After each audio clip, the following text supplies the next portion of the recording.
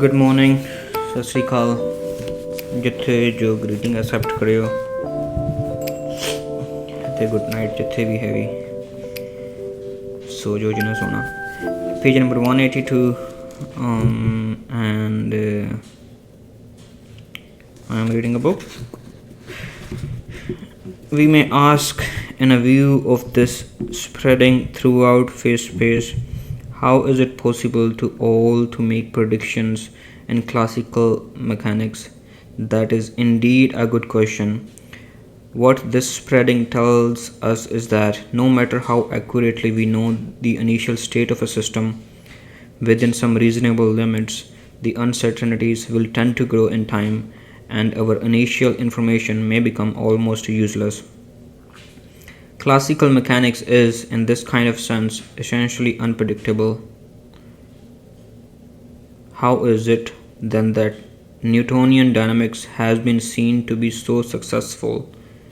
In the case of celestial mechanics, that is the motion of heavenly bodies under gravity, the reasons seem to be first that one is concerned with a comparatively small number of coherent bodies, the sun, planets, and moons, which are greatly segregated with regards to mass, so that to a first approximation one can ignore the perturbing effect of the less massive bodies and treat the larger ones as just a few bodies acting under each other's influence, and second, that the dynamical laws that apply to the individual particles which constitute those bodies can be seen also to operate at the level of the bodies themselves, so that to a very good approximation, the sun, planets, and moons can themselves be actually treated as particles, and we do not have to worry about all the little detailed motions of the individual particles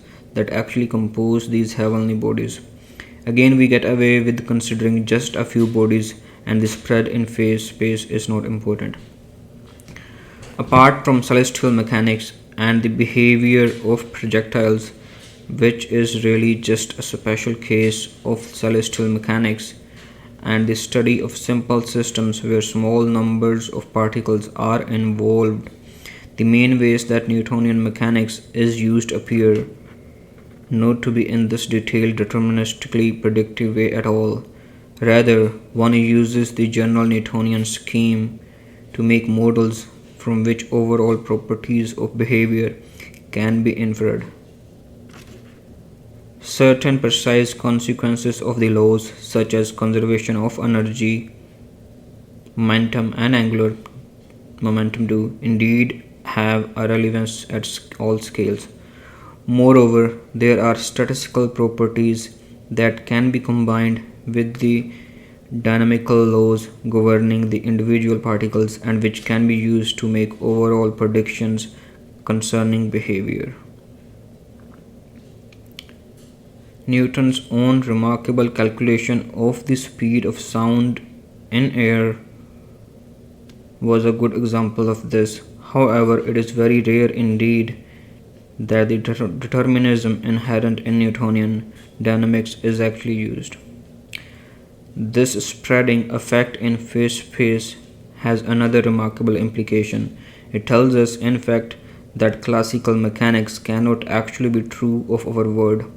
I am somewhat overstating this implication, but perhaps not greatly so. Classical mechanics can account well for the behavior of fluid bodies, particularly gases, but also liquids to a good extent, where one is concerned only with overall averaged properties of systems of particles, but it has problems in accounting for the structure of solids where a mere detailed organized structure is needed. There is a problem of how a solid body can hold its shape when it is composed of myriads of point-like particles whose organizational arrangement is continually being reduced because of the spreading in phase space. As we know how quantum theory is needed in order that the actual structure of solids can be properly understood, somehow quantum effects can prevent the phase space spreading. This is an important issue to which we shall have to return later. The issue is a matter of relevance also to the question of construction of a computing machine. A phase space spreading is something that needs to be controlled. A region in phase space that corresponds to a discrete state for a computing device must not be allowed to spread unduly. Recall that even the Fredkin to Foley billiard ball computer required some extraneous solid walls in order that it could function. Solidity for an object itself, composed of many particles, is something that really needs quantum mechanics in order to work. It seems that even a classical computing machine must borrow from the effects of quantum physics if it is to function effectively. Maxwell's electromagnetic theory. In the Newtonian picture of the world, one thinks of a tiny particles acting upon one another by forces which operate at a distance where the particles, if not entirely point-like, may be considered to rebound off one another occasionally by actual physical contact. As I have stated before, the forces of electricity and magnetism act in a way similar to gravitational forces in that they also fall off as the inverse square of the distance, though repulsively rather than attractively, that is, with like repelling like. The electric charge rather than the mass measures of the strength of the force. At this level, there is no difficulty about incorporating electricity and magnetism into the Newtonian scheme. The behavior of light also can be roughly accommodated, either by regarding light as being composed of individual particles or by regarding light as a wave motion in some medium, where in the latter case this medium must itself be thought of as being composed of particles. The fact that moving electric charges can give rise to magnetic forces caused some additional complication, but it did not disrupt the scheme as a whole. Numerous mathematicians and physicists had proposed systems of equations for the effects of moving electric charges which had seemed to be satisfactory within the general Newtonian framework. The first scientist to have made a serious challenge to the Newtonian picture seems to have been the great English experimentalist and theoretician Michael Faraday, 1791 to 1867. To understand the nature of this challenge, we must first come to terms with the concept of a physical world. Consider a magnetic field first. Most readers will have come across the behavior of iron filings when placed on a piece of paper lying on a magnet. The filings line up in a striking way along what are called magnetic lines of force. We imagine that the lines of force remain present even when the filings are not there. Fillings or filings. They constitute what we refer to as a magnetic field. At each point in space, this field is oriented in a certain direction, namely the direction of the line of force at that point. Actually, we have a vector at each point, so the magnetic field provides us with an example of a vector field. Similarly, an electrically charged body will be surrounded by a different kind of field known as electric field, and a gravitational field likewise surrounds any massive body. There also will be vector fields in space. Such ideas were known a long time before Faraday, and they had become very much part of the armory of theorists in Newtonian mechanics. But the prevailing viewpoint was not to regard such fields as constituting in themselves actual physical substance. Rather, they would be thought of as providing the necessary bookkeeping for the forces that would act were a suitable particle to be placed at various different points. However, Faraday's profound experimental findings while moving coils, magnets, and the like led him to believe that electrical and magnetic fields are real physical stuff, and moreover, that varying electric and magnetic fields might sometimes be able to push each other along through otherwise empty space to produce a kind of disembodied wave. He conjectured that light itself might consist of such waves. Such a view would have been at variance with the prevailing Newtonian wisdom, whereby such fields were not thought of as real in any sense, but merely convenient mathematical auxiliaries to the true Newtonian point particle action at a distance picture of actual reality.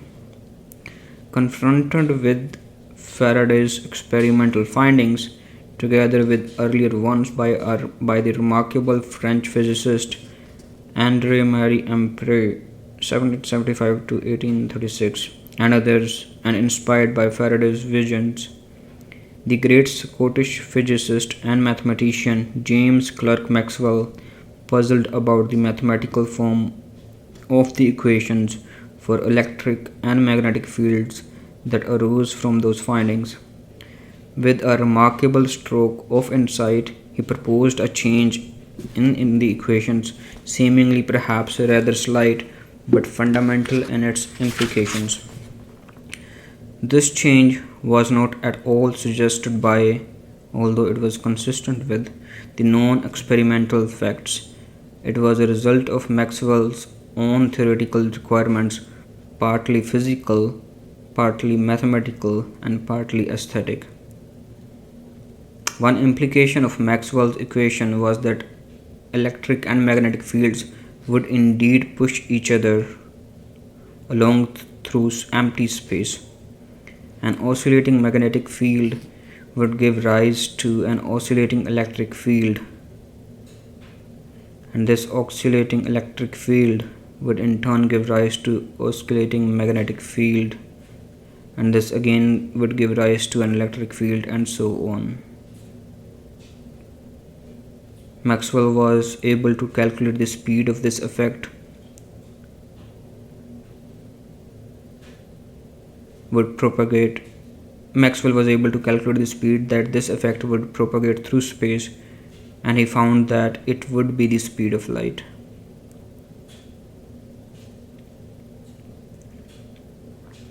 Moreover, though these so-called electromagnetic waves would exhibit the interference and puzzling polarization properties of light that had been long been known, in addition to accounting for the properties of the visible light for which the waves would have a particular range of wavelengths,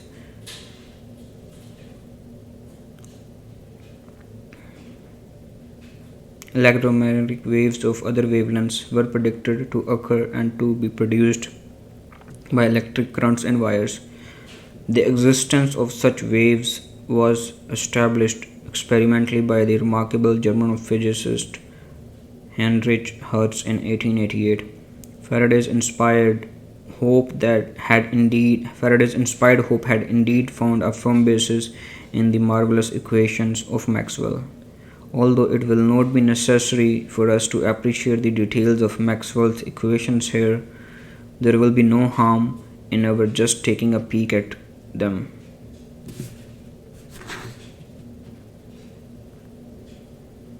I think it's a Maxwell equation, is it? 1 over c square, which is speed of light or some constant. C is just a constant, the speed of light. Dot product rate of d of e d of t derivative, right, is equal to curl b minus 4 pi j derivative of e is equal to 4 pi p derivative of b by t is equal to negative of curl e div spatial variation div of p is not a derivative, some spatial variation is equal to 0. Here E and B and J are vector fields describing the electric field and magnetic field and the electric field respectively. P describes the density of electric charge. I don't know what the symbol named as. And C is just a constant, the speed of light. Do not worry about the terms curl and div, which simply refer to different kinds of spatial variation. They are certain combinations of partial derivative operators taken with respect to the space coordinates. Recall that the partial derivative operation with a symbol of tilde or whatever that p or that we encountered in connection with Hamilton's equation. The operators d by dt appearing on the left hand side of the first two equations are in fact the same as dot that was used in Hamiltonian equations, the difference being just technical, that the symbol E over symbol T means the rate of change of electric field and d by dt means the rate of change of magnetic field. The first equation tells us how the electric field is changing with time in terms of what the magnetic field and electric field are doing at the moment, while the second equation tells us how the magnetic field is changing with time in terms of what the electric field is doing at the moment. The third equation is, roughly speaking, a coded form of the inverse square law, telling how the electric field must be related to the distribution of charges, while the fourth equation says what would be the same thing about the magnetic field, except that in this case there are no magnetic charges. These equations are somewhat like Hamilton's in that they tell what must be the rate of change with time of the relevant quantities, here the electric and magnetic fields, in terms of what their values are at any given time. Thus Maxwell's equations are deterministic, just as are ordinary Hamiltonian theories. The only difference, and it is an important difference, is that Maxwell's equations are field equations rather than particle equations, which means that one needs an infinite number of parameters to describe the state of the system rather than just the finite number that is needed for a particle theory. 3 coordinates of position and 3 for the moment of each particle. Thus the phase space for Maxwell theory is a space of an infinite number of dimensions. As I have mentioned earlier, Maxwell's equations can actually be encompassed by the general Hamiltonian framework, but this framework must be extended slightly because of this infinite dimensionality. The fundamentally new ingredient in our picture of physical reality as presented by Maxwell theory, over and above what had been the case previously, is that now fields must be taken seriously in their own right and cannot be regarded as mere mathematical advantages to what were the real particles of Newtonian theory. Indeed, Maxwell showed that when the fields propagate as electromagnetic waves, they actually carry definite amounts of energy with them. He was able to provide an explicit expression for this energy. The remarkable fact that energy can indeed be transported from place to place by these disembodied electromagnetic waves was in fact experimentally confirmed by Hertz's detection of such waves. It is now something familiar to us, though still a very striking fact, that radio waves can actually carry energy. Compatibility and the wave equation. Maxwell was able to deduce directly from his equations that in regions of space where there are no charges of currents, that is where j is equal to 0 or p is equal to 0 in the equations of all the components of electric and magnetic fields must satisfy an equation known as the wave equation. The wave equation or Albert equation can be written as curly braces 1 over c square into the rate of change of dt squared minus d of dx squared minus d of dy squared d of d squared and is equal to 0 basically. The wave equation may be regarded as a simplified version of Maxwell's equation since it is an equation for a single quantity rather than for all six components of electric and magnetic fields. Its solution exemplifies wave-like behavior without added complications such as the polarization of Maxwell theory. The wave equation has an additional interest for us here because it has been explicitly studied in relation to its computability properties. In fact, Marian Boacan-Pour al. and Ian Richards have been able to show that even though solutions of the wave equation behave deterministically in the ordinary sense, that is, the data provided at an initial time will determine the solution of all other times. There exists computable initial data of a certain peculiar kind with the property that for a later computable time, the determined value of the field is actually not computable. Thus, the equations of a plausible physical field theory can be, in sense of Porel and Richards, give rise to a non-computable evolution. On the face of it, this is a rather startling result, and it would seem to contradict what I had been conjecturing in the last section concerning the probable computability of reasonable Hamiltonian systems.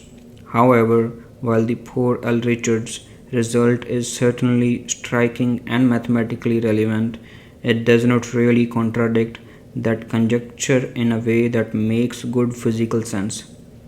The reason is that their peculiar kind of initial data is not smoothly varying in a way that one would normally require for a physically sensible field. Indeed, Porel and Richards actually prove that non-computability cannot arise for the wave equation if we disallow this kind of a field. In any case, even if fields of this kind were permitted, it would be hard to see how any physical device, such as a human brain, could make use of such non-computability. It could have relevance only when measurements of arbitrarily high precision are allowed, which as I described earlier, is not very realistical physically. Nevertheless, the Pour L. Richards results represent an intriguing beginning to an important area of investigation in which little work has been done so far. Next topic is the Lorentz equation of motion, runaway particles. As they stand, Maxwell's equations are not really quite complete as a system of equations. They provide a wonderful description of the way that electric and magnetic fields propagate if we are given the distribution of electric charges and currents.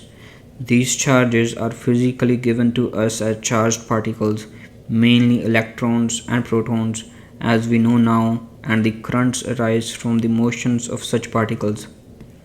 If we know where these particles are and how they are moving, then Maxwell's equations tell us how the electromagnetic field is to behave. What Maxwell's equations do not tell us is how the particles themselves are to behave. A partial answer to this question had been known in Maxwell's day, but a satisfactory system of equations had not been settled upon until in 1895 the remarkable Dutch physicist Hendrik Antoon Lorentz used ideas related to those of special relativity theory in order to derive what are now known as the Lorentz equations of motion for a charged particle. These equations tell us how the velocity of a charged particle continuously changes owing to the electric and magnetic fields at the point where the particle is located. When the Lorentz equations are adjoined to those of Maxwell, one obtains rules for the time evolution both of the charged particles and of the electromagnetic field. However, all is not entirely well with this system of equations.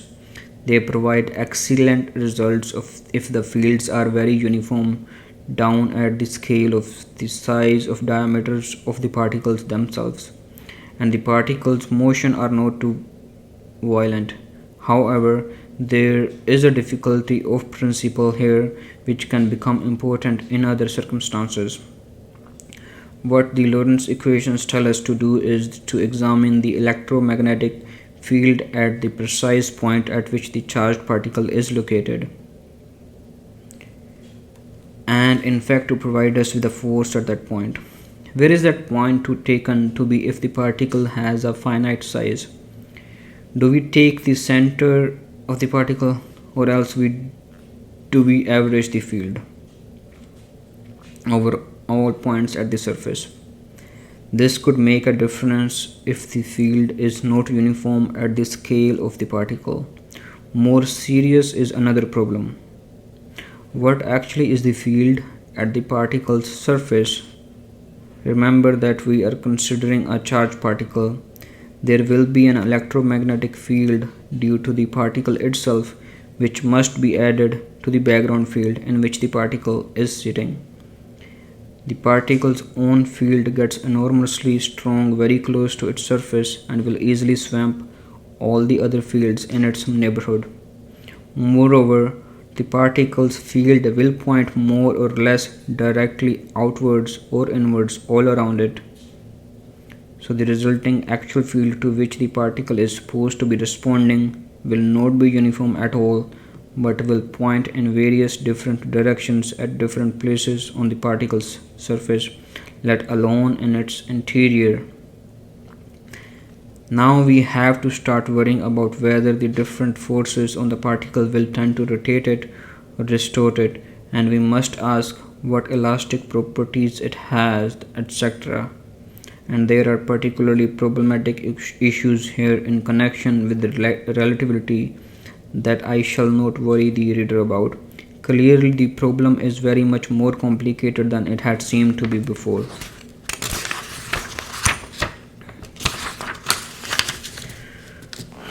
There is a great picture, and it has a fields around a particle which moves in a circular or anticircular directions. The particle's own field dominates over the all other fields for a particular space. Perhaps we are better off regarding the particle as point particle, but this leads to other kinds of problems. For then the particle's own electric field becomes infinite in its immediate neighborhood. If, according to the Lorentz equations, it is to respond to the electromagnetic field where it itself resides, then it would seem that it must respond to an infinite field. To make sense of the Lorentz force law, it is necessary to find a way of subtracting the particle's own field so as to leave a finite background field to which the particle can unambiguously respond. The problem of how to do this was solved in 1938 by Dirac, of whom we shall hear again later. However, Dirac's solution led to some alarming conclusions. He found that in order for the behavior of the particles and fields to be determined by their initial data, it is necessary that not only must each particle's initial position and velocity be known, but its initial acceleration must be known too. For most values of this initial acceleration, the particle eventually behaves in a completely crazy way, spontaneously accelerating into the distance at the speed that very rapidly approaches the speed of light.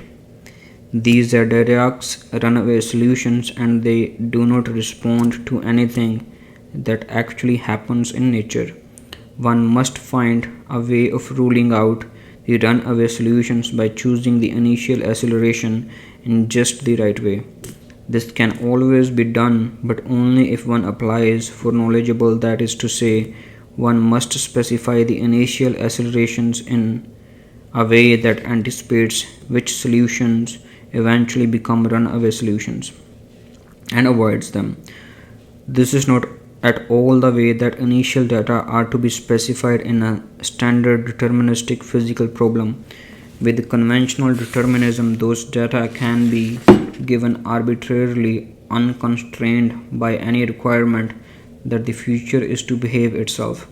Here, not only is the future completely determined by data that can be specified at one time in the past, but the very specification of those data is very precisely constrained by the requirements that the future behavior is indeed reasonable. This is as far as we get with fundamental classical equations. The reader will realize that the issue of determinism and computability in classical physical laws has become disturbingly muddied. Do we actually have a teleological element in physical laws where the future somehow influences what is allowed to happen in the past? In fact, physicists do not normally take these implications of classical electrodynamics, the theory of classical charged particles, and electric and magnetic fields as serious descriptions of reality. Their usual answer to the above difficulties is to say that with charged individual particles, one is properly in the realm of quantum electrodynamics and one cannot expect to obtain sensible answers using strictly classical procedure. This is undoubtedly true, but as we shall see later, the quantum theory itself has problems in this regard. In fact, Dirac had considered the classical problem of the dynamics of a charged particle precisely because he thought that it might yield insights for resolving the even greater fundamental difficulties of the more physical appropriate quantum problem. We must face the problems of quantum theory later. Next topic is the special relativity of Einstein and Poincare.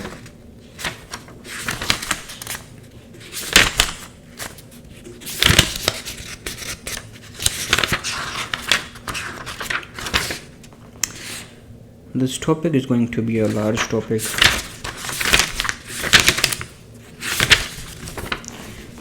Record in next video. Thank you.